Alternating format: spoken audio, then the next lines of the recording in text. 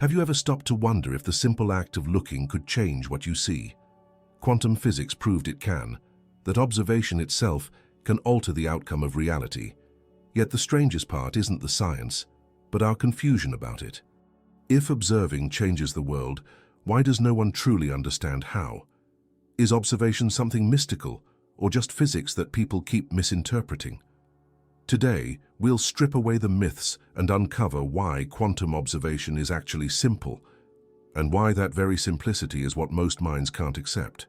Most people begin the conversation about the quantum observer with a poetic assumption that consciousness alone bends reality. It sounds liberating, even romantic. What I think, I create. Yet when you look closer, that's exactly where the misunderstanding begins. In quantum physics, to observe is not to believe, not to imagine, and certainly not to wish. To observe is to measure. And that single correction turns the entire conversation upside down. Measurement, in the quantum sense, is not about human awareness, but about interaction, about one system leaving a trace on another. Imagine light passing through a slit. Until it's measured, it exists as a set of possibilities, like a soft vibration waiting to become a note. The instant a detector interacts with it, the wave of probabilities becomes a specific event. The photon isn't responding to your curiosity, it's responding to a physical condition that forces it to show one outcome instead of many. Observation in this context is not a mystical gaze, but a record, an imprint of information. But this distinction is subtle, and that's why it gets distorted. People hear that the act of looking changes reality and immediately assume that their attention holds cosmic power. In truth, what quantum mechanics shows is that interaction, not intention, alters what can be known about a system. You can't manifest a particle's position through willpower, but the very setup of your measurement determines what kind of information reality reveals. Here lies the paradox that seduced both scientists and mystics. When you observe something, you limit it. Before observation, there are multiple potential states. After it, only one remains. The collapse of that probability wave is not the universe rewarding desire. It's the mathematics of information resolving uncertainty. The problem is that most people stop halfway through the explanation. They hear observation changes things and replace measurement with mind. From there, the concept gets inflated with metaphysical promises that sound scientific but lack precision. Think of it this way. In daily life, you constantly collapse possibilities, not through mystical command, but through focus. You choose a direction, and by doing so, countless alternatives fade into the background. That is a psychological mirror of what physics describes physically. The quantum process happens in laboratories. The perceptual one happens in your awareness. Mixing the two isn't enlightenment, it's confusion. Still, the confusion is understandable. The language of quantum physics is counterintuitive. Words like observer, collapse, and uncertainty invite metaphor. It's easy to think that mind and matter blur into one act of creation. Yet the truth is even more elegant. Mind and matter are both participants in a universal exchange of information. Your consciousness doesn't dictate the spin of an electron, but it does shape the world you're able to perceive through selection, attention, and interpretation. The physical observer and the conscious observer operate under parallel logics. One defines what can be measured, the other defines what can be noticed. This is the subtle beauty people miss. Observation, whether physical or psychological, is an act of filtering. The observer doesn't create new realities out of thin air. It clarifies one thread out of the web of potential. When you understand that, you stop trying to force the world to obey your thoughts and begin refining how you interact with it. In that refinement, your perception becomes more accurate, your choices more coherent, and your influence more real. So the mistake isn't about being too mystical. It's about skipping the precision that makes the mystical meaningful. Quantum physics doesn't hand you the power to conjure universes. It teaches you that knowing something always comes with a cost, the loss of alternatives. Each measurement defines the boundaries of reality, just as each interpretation defines the boundaries of your understanding. And that difference between believing and measuring changes everything, though few people notice it. Because the real question isn't whether your thoughts create matter, but what happens when matter responds to the way you choose to measure it. And that's exactly where the story of the double slit begins. If there's one experiment that shattered common sense and rewrote our idea of reality, it's the double slit. It looks deceptively simple: a beam of light, two narrow openings, and a screen to record what passes through. Nothing mystical, nothing complicated. Yet what unfolded in that experiment still echoes through every discussion about the quantum world, because it revealed that nature doesn't behave like a solid object. It behaves like a question waiting for an answer. Imagine a beam of light approaching those two slits. If you cover one slit, the photons hit the screen as you'd expect, forming a single bright band where they pass through. But when both slits are open, something extraordinary happens. Instead of two clear bands, you get an interference pattern, a series of alternating light and dark lines, like ripples overlapping on water. The light acts not as tiny particles, but as waves, each photon seemingly passing through both slits at once, interfering with itself. That alone is strange enough. But then physicists decided to push the question further. What happens if we watch which slit the photon goes through? They placed a detector to observe its path, and the moment they did, the interference pattern vanished. The wave behavior disappeared, replaced by two distinct particle-like bands. Just by measuring, by registering which slit the photon used, the entire outcome changed. The universe seemed to respond to observation itself. Or to be more precise, it responded to the fact that information about its path was being recorded. When there was no knowledge of which way, the light behaved as a field of probabilities. When that knowledge became available, the field collapsed into one possibility. Observation didn't just reveal reality, it defined it. This is where most explanations lose their clarity. People often say the photon knew it was being watched, as if it had awareness. But what really changed wasn't the light. It was the experimental context, the presence or absence of measurable interaction. The observer in quantum mechanics is not a conscious spectator, but a physical process that turns uncertainty into information. The moment the system leaves a trace, it's no longer a cloud of possibilities, but a defined event.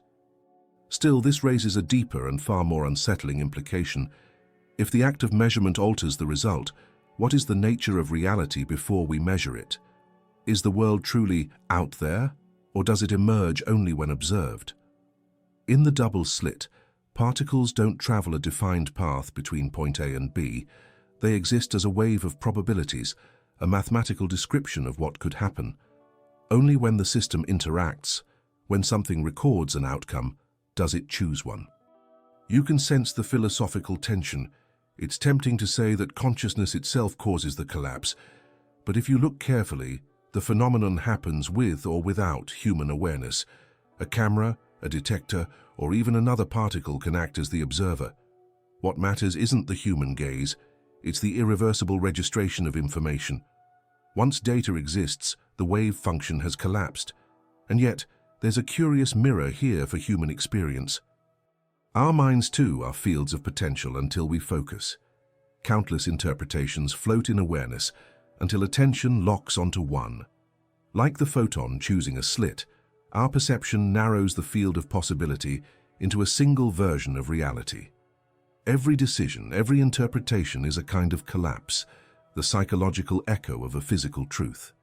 The double slit experiment doesn't tell us that we create the universe through thought. It shows that the universe doesn't behave like a machine waiting to be observed. It behaves like a symphony waiting to be played. And the instruments, the detectors, the participants are all part of the music. The act of observation is not a command, but a collaboration. And here's the twist that most people miss. What really changes in that experiment is not the light, but the context of measurement. The photon doesn't transform from wave to particle because it feels seen. It does so because the experimental conditions no longer allow interference, the very possibility of knowing which path destroys the pattern of probability. In that sense, the The double slit doesn't show that consciousness bends matter. It shows that information shapes reality. It reminds us that the world is relational, not an independent thing, but a dynamic exchange between what can be known and what remains hidden. And that leads us straight into the next, subtler danger, the point where this profound insight is taken out of context and turned into something it was never meant to be. The mystical oversimplification that sells hope instead of truth. The moment the double slit entered the public imagination, something curious happened. Physics became poetry, and poetry became product.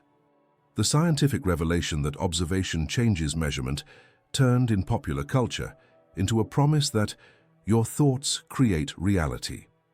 What began as a rigorous question about the limits of knowledge mutated into an easy answer for the discomfort of uncertainty.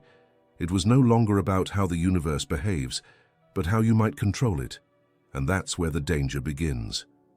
Mystical oversimplification takes the most beautiful precision of quantum theory and dilutes it into emotional convenience.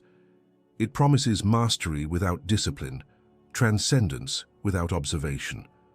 When someone says, "Consciousness creates matter," it sounds empowering, but it confuses correlation with causation. Quantum mechanics never claimed that human will alone rearranges atoms. It shows that the act of interaction determines what can be known about them.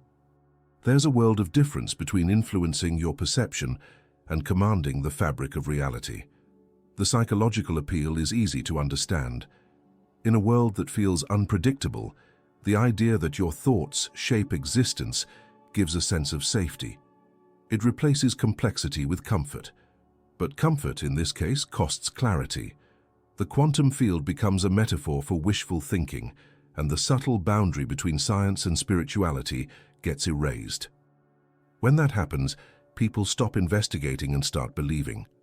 And belief, when mistaken for observation, becomes blindness with conviction. What's lost in this distortion is the essence of what quantum physics truly reveals. Not that the universe bends to the mind, but that everything is woven through relationship. Every measurement is an interaction, every particle part of a network of probabilities that respond to context, not desire. The field is not a mirror for emotion. It's a mathematical structure describing how potential becomes presence. When mysticism claims that positive thinking collapses waves, it takes the poetry but leaves the rigor behind. It's tempting to spiritualize physics because both disciplines ask the same fundamental question: what is real? But where science demands evidence, mysticism often substitutes feeling. And when those two languages mix without precision, they produce confusion dressed as enlightenment. That's why so many modern quantum teachings sound inspiring, yet remain scientifically hollow. They use terms like vibration, frequency, or entanglement as ornaments, metaphors stripped of their operational meaning. The result is not understanding, but mythology disguised as empowerment. There's nothing wrong with metaphor. It's how humans translate the invisible into meaning. The problem appears when the metaphor becomes literal. When energy no longer refers to joules or measurable phenomena, but to vague emotional charge, we lose the bridge between the tangible and the transcendent. The double slit wasn't proof that thoughts change photons. It was evidence that the conditions of interaction define the behavior of systems. That's a profound insight, but it requires humility to grasp it fully. True spirituality doesn't need to borrow science to justify itself. And true science doesn't need to reject the mystery it encounters. Between them lies a narrow bridge: coherence, the ability to hold complexity without simplifying it into slogans. When you honor both sides, the measurable and the meaningful, your understanding becomes multidimensional, not magical. You stop chasing miracles and start cultivating awareness. Ironically, the mystical misinterpretation hides a truth deeper than it realizes. While consciousness may not create physical events, it undeniably shapes the field of experience. Your interpretations filter what reality you perceive. Your expectations bias your observations. The danger is not that people believe in magic. It's that they stop recognizing the subtle forms of causality already at play. They wait for the universe to deliver outcomes instead of noticing how their perception sculpts the terrain of possibilities they can even see. This confusion, repeated often enough, builds a kind of spiritual laziness. Instead of experimenting, people affirm. Instead of observing, they declare. The quantum language becomes a shield against doubt rather than a tool for inquiry. But quantum physics was born from doubt, from asking why things refuse to behave as expected. To turn that spirit into a doctrine of certainty is to betray its essence. And this is precisely why distinguishing between imagination and interaction matters so much. The mystical oversimplification doesn't just mislead, it disables. It teaches that belief replaces action, that thought alone transforms the world. But physics whispers a different message. Transformation happens through coherence, through systems aligning, exchanging and recording information in harmony.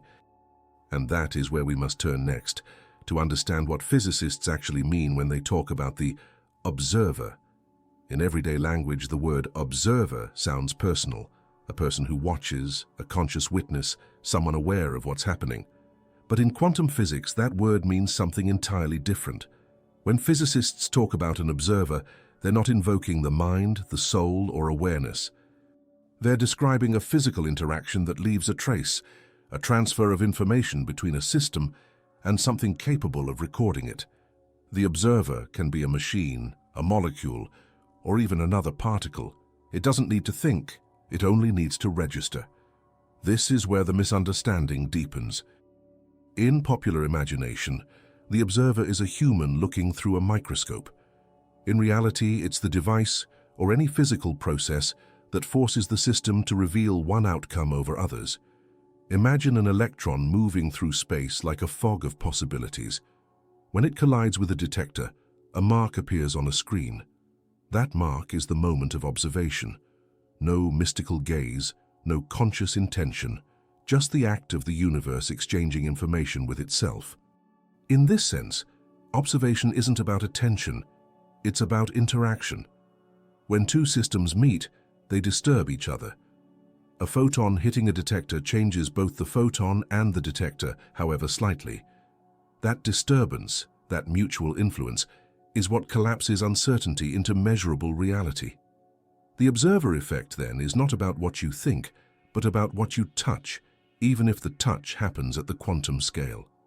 This physical definition doesn't make the phenomenon less mysterious, it makes it more honest. It strips away the fantasy that consciousness magically commands matter and replaces it with something subtler, the idea that knowledge itself is physical. Every bit of information must be carried by something, a photon, an electron, a vibration in a field. When the universe records something, it changes state. The act of recording is the act of reality choosing a form. So when we say the observer changes the observed, what we truly mean is that no measurement is neutral. The tools we use, and the very fact that we measure, alter what can be known. The universe never reveals itself in total. It reveals itself in relation to the way we look. In this sense, the observer isn't outside the experiment. The observer is part of it. This realization reshapes how we think about perception in general.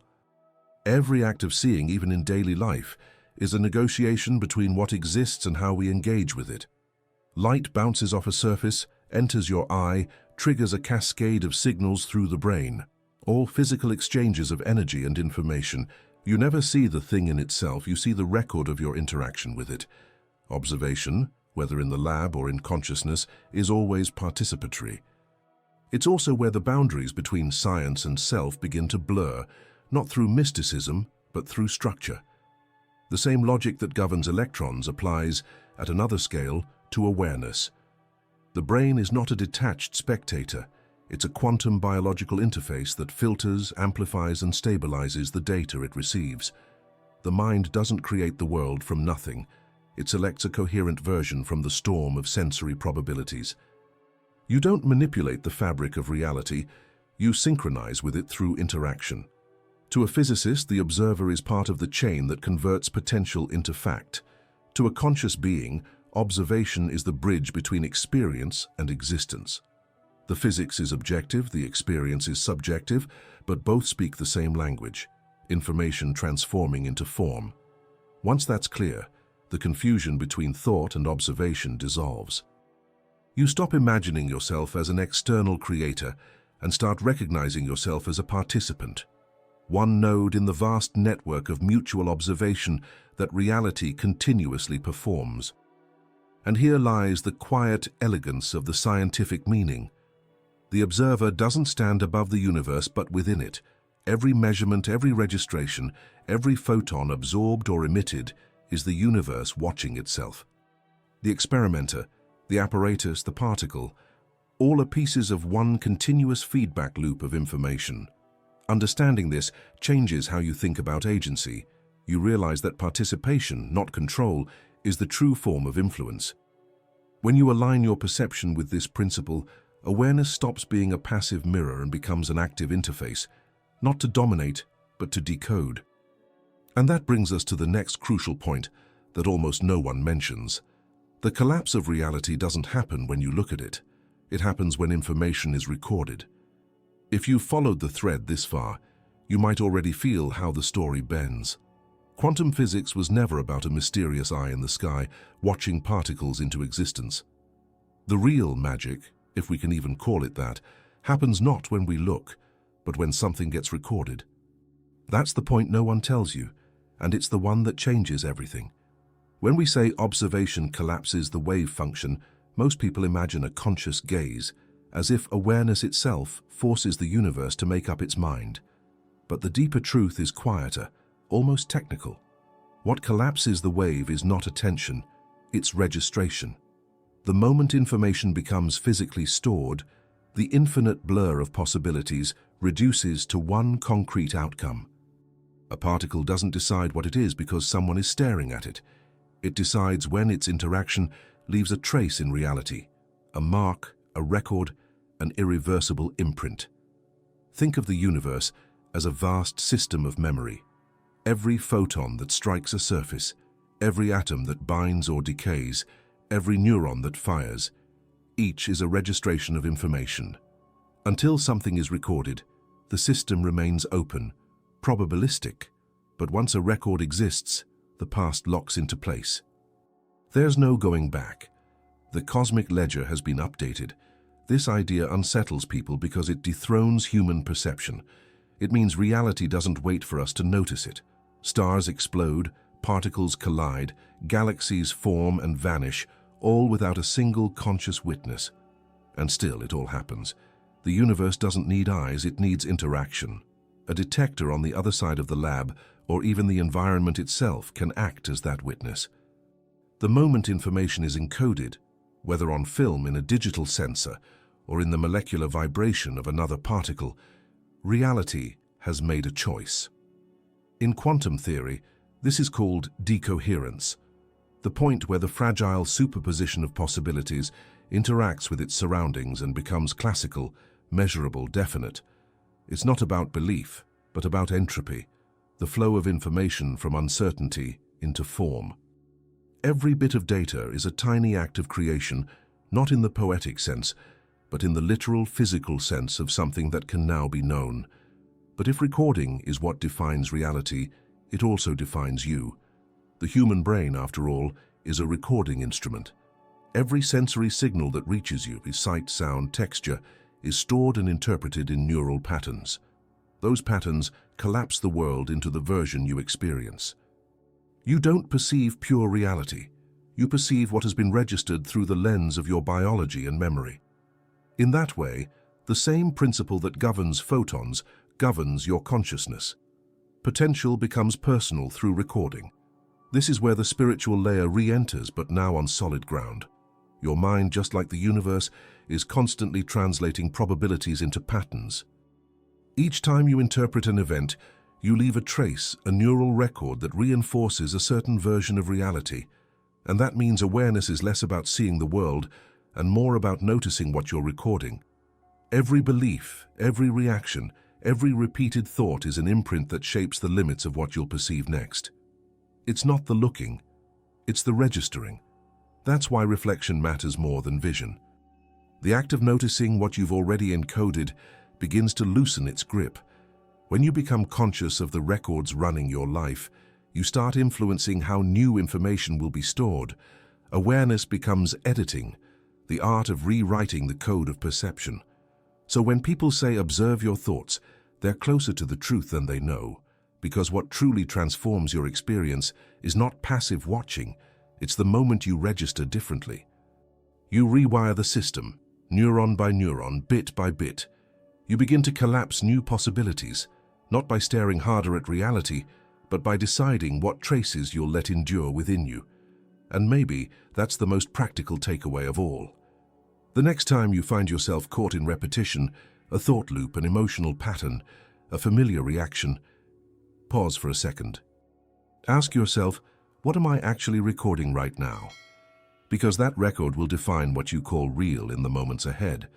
If this perspective just shifted something inside you, leave a mark of your own. Hit like as your way of registering the insight, and write in the comments, I'm rewriting my records. Let that be your conscious collapse, your first deliberate observation that truly leaves a trace. Now, once you understand that recording, not looking, is what defines reality, a new question emerges naturally. If information collapses potential, what happens when the recorder itself is a living, thinking system, a mind? If the universe records reality through interaction, then the human mind is its most intimate mirror.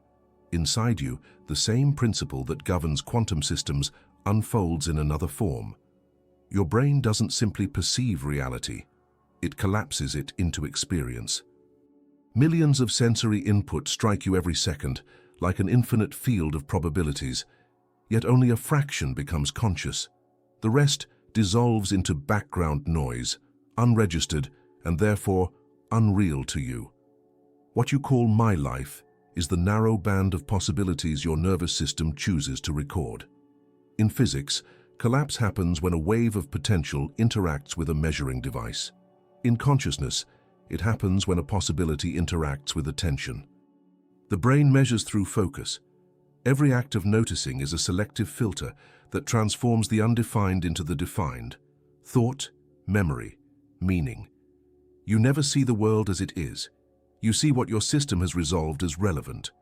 Your senses offer probabilities, but your attention, that tiny aperture of awareness, decides which one becomes true. This is not metaphorical poetry, it's neurobiological fact. Your visual cortex, for example, receives incomplete data. The brain fills in the blanks, interpolates colors, stabilizes movement. What you see is a constructed image, a recording of neural collapse. The quantum physicist measures one particle among many potential states. The mind measures one interpretation among infinite sensory combinations. In both cases, reality doesn't exist fully formed. It emerges through interaction and recording. What makes the human process uniquely complex is that it's recursive. You don't just collapse external information, you collapse internal ones too. Thoughts, emotions, expectations, all of them form superpositions of potential interpretations until attention touches them. The moment you identify with a thought, this is who I am, this is what's happening. The wave of inner possibilities narrows into one version of self. Your sense of identity, then, is not a stable object but an ongoing measurement, the mind constantly observing, collapsing, and recording itself. That's why perception can be both liberating and dangerous. The collapse doesn't only define what you see, it also defines what you can't see anymore. Once a pattern is registered, your neural circuitry biases future perception to confirm it. This is cognitive decoherence, the point at which open awareness crystallizes into a fixed worldview. The same mechanism that allows you to recognize faces or read language can also trap you in repetition, making your mental measurements predictable. It's easy to miss how profound this parallel is. The observer effect in physics and the observer effect in consciousness are reflections of the same universal law. Interaction changes both systems. The act of noticing alters the noticed. The act of thinking about yourself alters who you become. This is not mysticism. It's the structure of information exchange itself. The brain isn't just a receiver of experience, It's a co-creator of the experiential field through selective registration. Consider what happens in moments of strong emotion. Anger, fear, or desire narrow attention. The field of perception collapses sharply around what feels threatening or tempting. In that instant, your world shrinks. Everything outside the emotional frequency becomes invisible, not because it ceases to exist, but because it's no longer being measured. The quantum field hasn't changed, your aperture has. Awareness becomes a form of measurement that defines the boundaries of your reality. This is why mindfulness or conscious observation has such a transformative effect. When you expand awareness, you delay collapse. You hold multiple possibilities in suspension before labeling them as true. That small gap between stimulus and response is a moment of superposition in consciousness. Within it, you regain access to alternative versions of reality. The more skillfully you can hold that openness, the more flexible your perception becomes. You move from mechanical reaction to creative participation. The danger, of course, is forgetting that your interpretations are collapses, not truths. When you mistake your measurement for the entire universe, you live in a fragment and call it whole. But the mind's greatest power is not in controlling what happens, it's in refining how you register it. Every time you expand the range of what you can observe without judgment, you widen the field of coherence, the same coherence that determines stability in quantum systems. The mind, in this way, isn't the ruler of reality, but its resonant partner. It's the mirror where potential becomes narrative, where the physics of collapse turns into the psychology of meaning. And once you grasp that, a new question naturally surfaces. If the mind doesn't create reality from nothing but selects among what's possible, what exactly are the limits of that selection? Where does freedom end and structure begin? There's a subtle but essential misunderstanding that often creeps in when people talk about the quantum world and the power of the mind. The idea that observation creates reality out of nothing. It sounds empowering, even divine, as if every thought were a spark that calls the universe into being. But that's not what either physics or consciousness actually show. Collapse doesn't create, it selects. The field of potential is already there, humming with infinite possibilities. What observation does, whether by an instrument or a mind, is choose one of them and make it manifest. Imagine walking into a room filled with countless frequencies of light.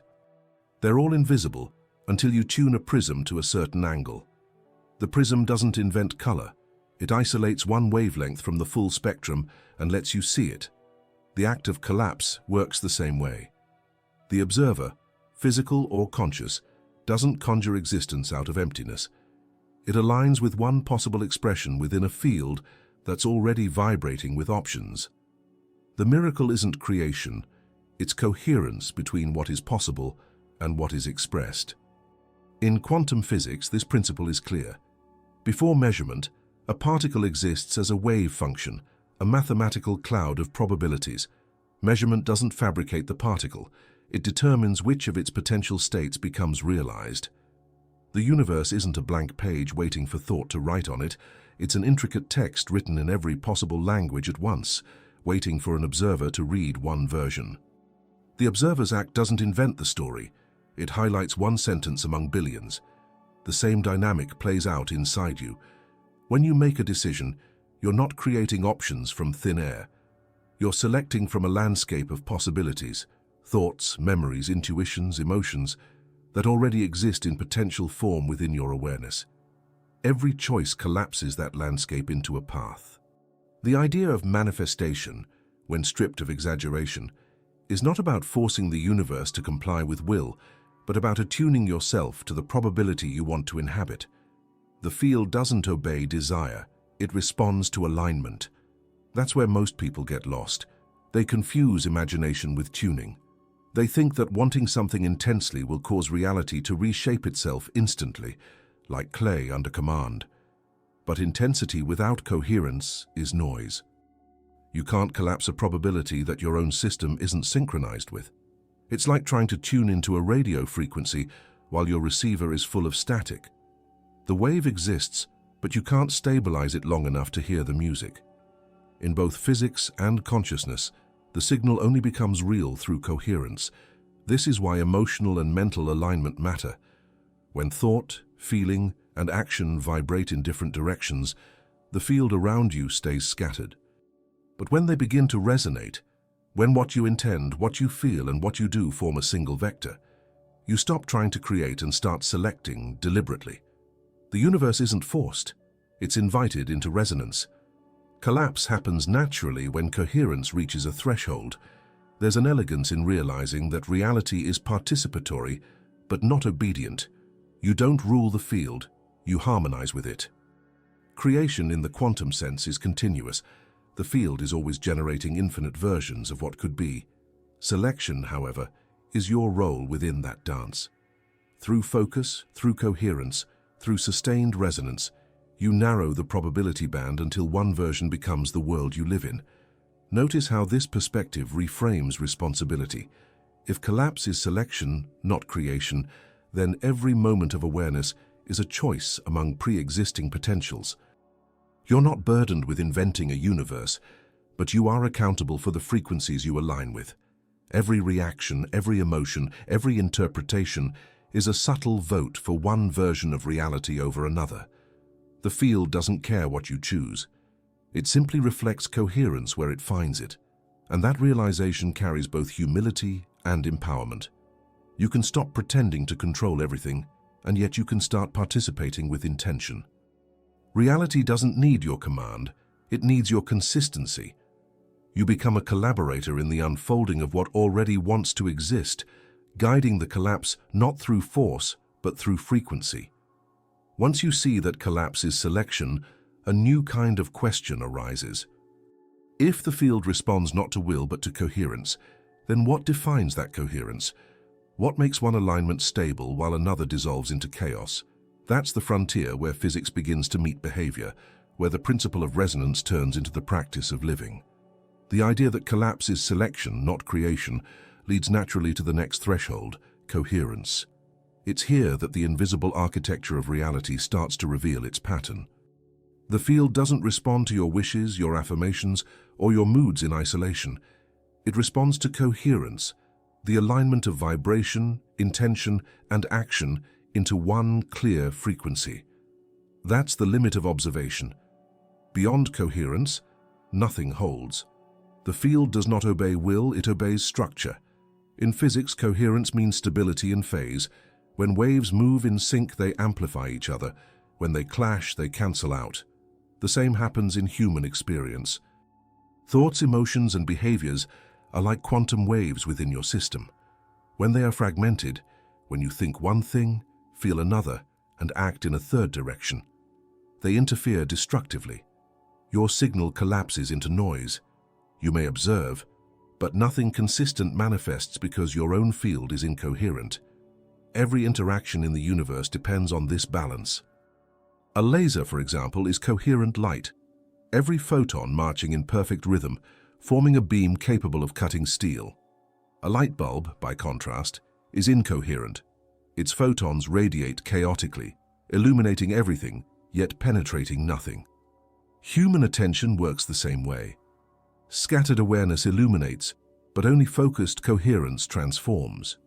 When your perception, emotion, and action synchronize, your observation stops being a flicker and becomes a force of stability. Coherence doesn't mean perfection or constant control. It means internal resonance, a frequency where your choices, motives, and emotions reinforce each other instead of competing. The universe registers that harmony not as command, but as clarity. Coherence acts like a password that allows interaction between layers of reality. The field recognizes consistency because it mirrors the same law that governs its own structure. Energy organizes according to pattern, not preference. When your inner state is chaotic, even strong intentions scatter. You can think positively all day and still observe collapse working against you because your nervous system, emotions, or actions contradict your thought. The field doesn't care about the words of your affirmation. It measures the integrity of your signal. It's coherence that determines which potential you stabilize, not desire. Without that alignment, Your observation never reaches the threshold needed to influence what's unfolding. That's why the limit of observation is not external, it's internal. The universe doesn't restrict you, your level of coherence does. When you're fragmented, you can only perceive fragmented realities. When you're coherent, your observation penetrates deeper layers of order. This principle shows up everywhere, from quantum systems maintaining superposition to human bodies maintaining health. The more coherent the system, the longer it resists entropy. The more incoherent, the faster it decays. To test this, you only have to look at your daily interactions. When you're aligned and calm, focused, emotionally centered, your decisions flow. Circumstances seem to synchronize around you, not because you're controlling them, but because your coherence allows you to read their natural rhythm. When you're fragmented, anxious, divided, or reactive, you lose that rhythm. The world feels dissonant because you've fallen out of phase with it. Observation becomes distorted and outcomes scatter. Coherence, then, is not mystical harmony. It's physics applied to perception. Every cell in your body operates through resonance. Your heartbeat, your breath, your brain waves all depend on patterns of synchronization. When one subsystem loses coherence, the entire system compensates until balance is restored or breakdown occurs. The same principle applies to consciousness. The field around you is not separate from you. It's entangled with your state of organization. This is why coherence feels powerful, because it is power in the most literal sense. Power is organized energy. It's not dominance, it's stability. A coherent mind doesn't fight with reality, it synchronizes with it. Observation in that state no longer strains to influence outcomes. It naturally guides them toward resonance. The field doesn't obey you, but it aligns with whatever pattern carries the most consistent signal. And here lies the quiet frontier of freedom. Beyond coherence, you can't force change. The field ignores incoherence the way silence ignores noise. But within coherence, small adjustments ripple far. A single aligned decision, repeated consistently, can stabilize entire systems, physical, emotional, even social. That's the practical expression of quantum truth. Not control, but congruence. Once this is understood, a deeper shift becomes possible. You start realizing that the universe doesn't react to you. It organizes with you. Observation stops being a private act of control and becomes a shared process of co-creation, where the field itself participates in the pattern you sustain. Up to this point, it might seem like the observer plays the starring role in reality, as though the universe were a stage waiting for human perception to cue the lights. But that's the illusion of control, the ego's favorite disguise. The real plot twist is far more elegant. The universe doesn't react to you, it organizes with you. Observation isn't an act of domination, it's participation in a choreography already in motion. You're not the director of the play, you're part of the symphony that writes itself as it's being played. Coherence, as we saw, isn't about bending the field to your will, it's about resonance, the synchronization of your system with the greater field of order. When that alignment happens, life seems to respond, but what's really happening is mutual organization. You and the universe enter a phase lock where your frequencies match patterns of possibility already present. You're not imposing meaning. You're attuning to meaning that was always there, waiting for coherence to make it audible. This is what quantum physics quietly implies. When a measurement occurs, both the measuring device and the particle become entangled. They form a single, inseparable system. There's no longer an observer on one side and a phenomenon on the other. There's only interaction, a shared event that defines both participants. The same applies to consciousness. You're not a detached mind gazing at a world out there. Every act of awareness integrates you more deeply into the fabric of what you observe. The boundaries between self and universe blur, not through mysticism, but through information exchange. Once you understand this, even the language of manifestation starts to sound outdated. The universe isn't your servant responding to commands, it's your collaborator responding to resonance. The conditions of your inner world don't force outcomes, they organize probabilities. When your mind, body, and emotions stabilize into coherence, the surrounding field recognizes that order and synchronizes with it, much like two tuning forks vibrating at the same pitch. What looks like synchronicity isn't magic, it's resonance across scales. This idea redefines responsibility in the most humbling way. It means you can't manipulate reality, but you can participate in how it unfolds. You can't demand harmony, but you can become harmonic. When you act from clarity, when your intention and energy align, you generate structure instead of chaos. The universe doesn't react to your desires. It organizes around your coherence. The dance happens not because one partner leads, but because both listen. You can feel this dynamic in the simplest experiences. When you're centered, not forcing outcomes but fully engaged, events seem to flow. Conversations connect effortlessly. Decisions find timing. Paths open where resistance used to be. That flow isn't the universe obeying you, it's the system finding symmetry through your presence. You've become an instrument that plays in tune with the larger rhythm. The opposite is just as revealing.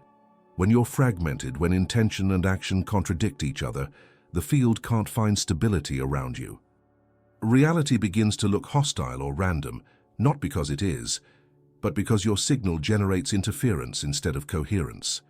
The universe doesn't punish incoherence, it simply can't organize around it. Disorder breeds disorder until alignment returns. The shift from control to collaboration transforms how you see everything. It turns prayer into listening rather than asking. It turns creation into cooperation. The human role in this universe isn't that of a manipulator, but of a translator. Someone capable of tuning into the deep order behind appearances and expressing it through conscious participation. To live in coherence is to become a stabilizing pattern in a sea of fluctuations. The universe organizes with you because, at the most fundamental level, you are one of its organizing principles. And this changes the emotional texture of existence. You no longer chase results like an external prize. You begin to sense that life is self-adjusting, seeking balance through your participation. Even challenges, losses, or delays stop feeling like cosmic rejections and start revealing themselves as recalibrations, the field realigning with your evolving coherence. The universe isn't testing you, it's synchronizing with you. Once this perspective settles, a new kind of humility emerges, not submission, but intimacy. You realize that to observe reality is to enter dialogue with it. Each choice, each perception, each moment of clarity feeds into the collective equation of existence. And as that awareness deepens, so does the next realization. The true power of observation isn't about controlling the outer world at all. It's about consciously interacting with it, transforming perception into understanding and awareness into evolution. Once the illusion of control dissolves, what remains is something infinitely more profound: the quiet strength of informed consciousness. Observation, in its purest sense, was never about influencing reality through willpower. It's about participating in the unfolding of reality through awareness that understands what it's seeing. The true power of observation lies not in making things happen, but in perceiving them so clearly that participation itself becomes transformation. Informed consciousness is the bridge between knowledge and being. It's not mere awareness, which can exist in abstraction, nor mere data, which can exist without meaning. It's the integration of understanding into perception, the point where what you know changes how you see, and how you see changes what becomes possible. In this space, observation turns from passive witnessing into creative dialogue. You are no longer looking at reality from the outside, you're conversing with it from within. To understand how deep this goes, consider the contrast between raw observation and informed observation. A camera records light, but it doesn't interpret. It stores data without comprehension. A conscious observer, however, perceives patterns, relationships, and implications. The act of understanding transforms the observation into knowledge, and knowledge changes how the next observation is made. This recursive loop, observe, understand, observe again, is how consciousness evolves. It's how reality through awareness becomes self-aware. Quantum physics hinted at this without ever naming it directly. The experimenter and the experiment are inseparable because the act of measuring changes both. But the deeper lesson hides in plain sight. What truly defines reality is not observation alone, but the quality of the observer. A measurement made with precision reveals different truths than one made with noise. A consciousness filled with fear or bias registers a distorted world. One refined by clarity and humility perceives patterns invisible to the restless mind. Reality, then, is filtered not by belief, but by the level of coherence in awareness. Informed consciousness is what turns the mind into a reliable instrument of measurement. It requires self-honesty, the willingness to see one's own biases, projections, and assumptions as part of the field being observed. This is the spiritual counterpart of scientific calibration. Just as instruments in a lab must be adjusted to remove interference, awareness must be purified of distortion. Otherwise, observation collapses into confirmation, and reality becomes nothing more than a mirror of expectation. The practice of informed observation is less about control and more about refinement. It asks you to slow down enough to notice the mechanics of perception, to see how attention shapes meaning, how emotion colors memory, how thought frames reality before you even experience it. Every insight gained through that kind of seeing becomes a recalibration of your internal field. You begin to perceive not just events, but the invisible architecture connecting them. The paradox is that as consciousness becomes more informed, it also becomes more humble. You start realizing how vast the unknown still is, and how observation itself participates in shaping it. You stop trying to dominate the field and begin to listen to its feedback. In this state, awareness behaves like an instrument constantly tuned by the universe itself. Observation stops being an effort and becomes resonance, a reciprocal process where understanding refines perception and perception refines understanding. From that space, action becomes precise and fluid. Because you're no longer reacting from unconscious bias, your behavior carries the same coherence that organizes the quantum field. You're not pushing against reality, but flowing with it intelligently. The universe no longer feels like something to influence or resist. It feels like something to align with. That's informed consciousness, awareness that knows what it's participating in and acts accordingly. The beauty of this perspective is that it makes simplicity powerful again. You don't need mystical formulas or cosmic hierarchies to navigate existence. You only need to see clearly, record honestly, and respond coherently. The more informed your consciousness becomes, the less effort it takes for your observation to have impact. Clarity, not control, becomes the source of transformation. And that's the quiet truth hidden beneath the entire journey of quantum observation. Reality isn't shaped by those who look hardest, but by those who look wisely. Observation becomes the meeting point between knowing and being, where awareness itself becomes creative simply by understanding what it touches. And from here, the circle closes naturally, because once you grasp that observation is not magic, but participation, simplicity returns as the ultimate sophistication. The same simplicity that makes quantum observation so hard to grasp is also what makes it the key to understanding how consciousness and reality evolve together. Quantum observation is simple. That's why nobody gets it. The simplicity frightens us because it removes the illusion of control and replaces it with intimacy. Observation isn't a spell or a secret formula. It's the bridge between knowing and being. When you truly see, you're not creating the universe, you're creating with it. Every moment you observe with coherence, you participate in the unfolding pattern of reality itself. If you made it this far, I want to know, write "I see" with coherence in the comments, so I know you reached the end. And if this conversation opened something in you, watch one of the videos now appearing on your screen. Each one deepens this exploration, helping you move from understanding quantum reality to living it.